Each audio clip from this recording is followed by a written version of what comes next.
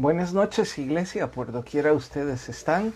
Una vez más, muchas gracias por acompañarnos hoy, lunes 22 de agosto del año 22.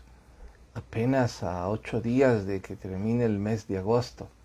Cómo corre el año y nos acercamos a una época no de fiestas, sino de mucho evangelismo para nuestra iglesia, lo cual es motivante pensar que podemos servir un poquito más a nuestro Señor, haciendo eco y aprovechando épocas festivas.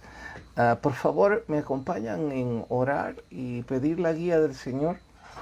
Gracias, buen Dios y Señor, por otra noche más que nos sobrecoges con tu gracia. Te pedimos perdón por las cosas que hemos hecho mal, la oportunidad de corregir y de compensar el daño hecho. Y danos por favor la humildad para poder dar marcha atrás a nuestra ira, que estamos aprendiendo en el libro de familias. Y gracias por los que están conectados, los que quizás lo ven en diferido. Señor, por favor, ilumínanos e instrúyenos, danos sabiduría. Lo suplicamos en el nombre de Cristo Jesús, nuestro Salvador. Amén. He de empezar resaltando uno de mis versículos favoritos en la Biblia. A esta altura, después de haber leído una o dos veces completa la Biblia y haberla estudiado qué sé yo cuántas veces, es aventurado y casi un error decir mi versículo favorito o uno de ellos, porque son tantos. Creo que la Biblia es fresca, contemporánea, y parece ser que en cada época un significado diferente, el mismo capítulo, el mismo versículo. Pero ese es uno de los que, diría yo, deben estar colgados en las paredes de nuestras casas en un cuadro especial. Hace referencia a la exhortación de Josué, siendo ya muy adulto, un anciano y a punto de morir. Exhorta al pueblo y les dice, bueno, escojan qué es lo que quieren hacer. Si les parece mal servir a Dios, si prefieren servir a los dioses de los amorreos, o a los que están al otro lado del río, pues bien por ustedes, hagan lo que mejor les parezca. Pero, wow, con qué firmeza, pero yo y mi casa serviremos a Jehová. Quiera nuestro Dios que hayamos no pocos hoy por hoy, que con la misma firmeza podamos decir, ustedes pueden hacer lo que quieran, pero yo y mi casa serviremos a Jehová. Y note que no dice adoraremos al Señor, seremos de una u otra religión, dice serviremos. El compromiso de involucrarse y ser parte directa del servicio a nuestro Señor. Bien, las preguntas para hoy. Vamos, Jenny. Mandatos que encomendó Josué a las tribus al otro lado del río antes de despedirlos. Dice que con diligencia. Diligencia es con esmero, con empeño, con coraje, con agallas, haciendo un poquito más. Debían cuidar de cumplir la ley que Moisés les había dejado. También dice que debían amar a Dios, que debían andar en sus caminos, en sus mandamientos, e insiste en que deben servir. Creo que una iglesia como la nuestra, que tanto enfatiza en leer la Biblia todos los días, orar todos los días, congregarse de forma sistemática y servir a Dios, no estamos siendo redundantes, ni estamos acosando. al compararlo con libros como el de Josué, nos quedamos cortos. Parece que debo insistir un poco más, ¿no creen? Y aquellos de ustedes que todavía no están sirviendo al Señor o que nunca lo han hecho, quiera Dios que pronto pongan vuestras manos en el arado y no se priven de el honor y nuestro deber. ¿Qué sigue? 2. Cite las tribus al otro lado del río. La media tribu de Manasés, los rubenitas y los gaditas. Esto nos lleva a la pregunta 3, que está relacionada. Porque las otras tribus estaban en pie de guerra contra estas 3. Bueno, empecemos por decir que el plan de Dios a las tribus nunca estuvo en tomar herencia al otro lado del río. Estas 3 tribus pidieron a Moisés les diera el permiso. Moisés consultó y se les consintió, se les permitió, pero que Dios a veces nos permita hacer algo que está fuera del plan ideal, inicial o idóneo, no significa que nos está aplaudiendo, tampoco significa que va a quitarnos las consecuencias de rebasar el plan. Como sea, estos salieron con su capricho. Dirán los historiadores o cualesquiera otros, pero es que vamos, tenían razón, eran ganaderos y esa tierra al otro lado del río parecía muy fértil, era una especie de explanada idónea para el quehacer de ellos. Y cualesquiera fueran las excusas o las razones, si ustedes lo prefieren, Dios siempre tiene la razón. Y si ellos se hubiesen acogido a lo que Dios ya había dicho, se habrían ahorrado muchas tristezas y se las habrían ahorrado también a las otras tribus. En resumen,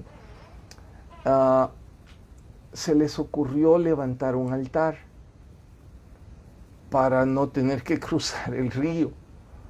Las otras tribus pensaron que era un acto abierto de rebelión contra Dios. Así es que estaban en pie de guerra. Por supuesto que estas 3 tribus, sus príncipes, no pretendían ni rebelarse a Dios, ni entrar en pleito con sus hermanos. Simplemente querían ahorrarse y también querían evitar futuros pleitos entre los hijos de los hijos. ¿Por qué? Porque pensaron, bueno, nosotros nos amamos como hermanos, no va a haber problema, pero quizás nuestros hijos y los hijos de nuestros hijos que ya no se conozcan, sí. Así que para que no entren en una rivalidad en que están pasando territorio que no les compete, mejor levantemos un altar y que se adore aquí sin tener que meternos en esos problemas. Para fortuna de ellos, los príncipes de las otras tribus les dispensaron y pensaron que había una buena conciencia. Eso no significa que no les acarrió grandes consecuencias negativas. Y con esto me extiendo para nuestro diario vivir en decir, siempre el plan de Dios es mejor que el nuestro. Que a veces Dios nos permite sobrepasar dicho plan, probablemente para darnos alguna lección o una enseñanza. Pero esa lección y esa enseñanza lleva consigo la consecuencia. Más nos habría valido cobijarnos bajo el plan, obedecerlo y, tal como dicen los versículos anteriores, esforzarse y cumplir y obedecer la ley de Dios y servirle. Saliéndonos de ahí, no solo es incierto nuestro camino seguro va a ser pedregoso. Seguro habrán caídas que pudimos evitar. Puede aplicarle usted a cualquier ejemplo de su vida diaria. Quiera Dios que solo sea teoría el ejemplo y no que lo estemos sufriendo en carne propia. Bien, esto nos lleva, terminamos. Ajá. Aplique a nuestra vida diaria el dilema Ya está. del altar de una vez. Eso ya está. Haciendo eco de que ya está, quiero anticiparme al capítulo 23 y el 24, que son para mañana, y mañana terminamos este libro. Dice, entre otras cosas, que debían esforzarse mucho, puntualmente. ¿Saben en qué? Una vez más, en leer este libro y ponerlo en práctica. También habla sobre cruzarse el río. Advierte que aquellos que consientan en matrimonios mixtos, la consecuencia va a ser horrenda. Ese es un buen ejemplo. Sabemos que debemos casarnos con personas que comparten y aman nuestra misma fe, pero hay quienes cruzan el río, hacen su capricho y voluntad, y bueno, van a tener que acarrear las consecuencias. Eso es levantar un altar donde no debían. Dios lo permitió, pero junto a esa permisión vendrá también la triste reprensión. Luego descubrirán que eso habla de palabra mala, que Dios trae palabra buena para los que se esfuerzan y obedecen, y en contraste trae palabra mala para los que no. ¿Cómo puede ser que Dios traiga palabra mala? No debemos ser retóricos, más bien prácticos. La palabra de Dios es salvación para los que creen, pero es condenación para los que no creen. La idea es esa, la misma palabra, para algunos es buena, para otros es mala, y está diciendo que los que le den la espalda a Dios, la palabra de Dios es mala para ellos, porque traerá castigo, traerá consecuencia. Y habla de que se puede servir a Dios sin integridad. ¿Y cuál sería un ejemplo de servir a Dios sin integridad? Bueno, aquellos que lo hacen por cualesquiera motivos, que no es amar a Dios con todo su corazón y amar a su prójimo como a sí mismo. Se puede servir para ganar reputación, para llenar un vacío religioso, para sentirse importante. Tantas razones, incluso por dinero. Pero eso no es servir a Dios con integridad. Nosotros debemos cuidarnos, como dijo aquel anciano predicador, que deberíamos cuidarnos de tener nuestras manos limpias en lo que se refiere al servicio en el altar. Es una forma poética de decir que mi conciencia está limpia, que no llevé un propósito o motivo oculto y mezquino del por qué hago lo que estoy haciendo. Si quisieran un ejemplo, válido sería, en mi caso, relacionar un predicador cuyo propósito de estar en un púlpito es el privilegio religioso que eso implica, que claro está, incluye el salario. Pobres aquellos que como mercaderes hagan el ministerio por razones parecidas. Bien, hasta ahí con el libro de Josué, y ahora vamos al libro de familia, el del Dr. Dobson. Vamos con vos, Jim. 1. ¿Qué significa airaos pero no pequéis? El capítulo de hoy gira alrededor del enojo, de la ira.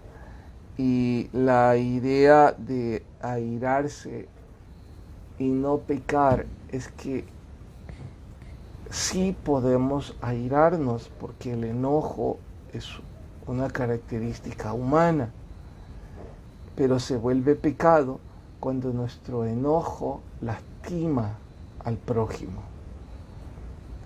De esa forma puedo decir hoy, y con mucha tristeza y vergüenza, porque con frecuencia me toca batallar con mis ataques de ira, especialmente mis molestias en el trabajo cuando una u otra cosa no está marchando como debe. No me estoy justificando, al contrario, me estoy llamando la atención a mí mismo, pero es una cantidad de personas con las que trabajo y a los distintos proyectos que tengo que coordinar, que es casi de todos los días, debido a que trabajamos entre personas, que una o 5 cosas no están en su lugar y eso pues me altere. Entendí por el estudio de hoy que no está mal que me incomode o que me enoje, que está mal que lastime a alguien por mi enojo. Eso es lo que debemos tener cuidado. ¿Sabe? Ni siquiera estaría mal suspender a alguien en su trabajo o despedirle de su trabajo, siempre y cuando mi propósito y mi razón no sea lastimar, sino que obrar con sabiduría del Señor. ¿Qué sigue? 2. ¿Es posible evitar todos los sentimientos de ira? No es posible evitarlos. Una vez más, insiste el escritor que lo que es prudente, lo que es sabio, es no lastimar a las personas. Seguimos. 3. Cuando se entra en el área de lo pecaminoso. Cuando se entra en el área de lo pecaminoso, pues ya lo dije, cuando afectamos a los demás, cuando les herimos, y desde luego que lo hacemos con conocimiento. 4. ¿Cuándo los cristianos corremos mayor peligro con este tema y por qué? Wow, qué interesante. Nosotros corremos peligro de lastimar a las personas cuando creemos que tenemos la razón.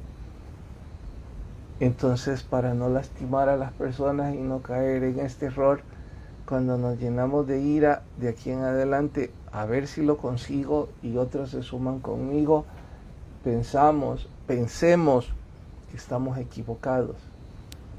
El pensar que estamos equivocados nos va a llevar a poner un freno a esa frontera, a ese límite en donde no vamos a lastimar. Sí, me enojé, pero logré detenerme antes de que fuera tarde. Es mejor creer que estoy equivocado. 5. ¿Qué significa ser lentos para la ira? Dice que deberíamos poner en práctica 1 y 10 cosas que mitiguen nuestra reacción negativa.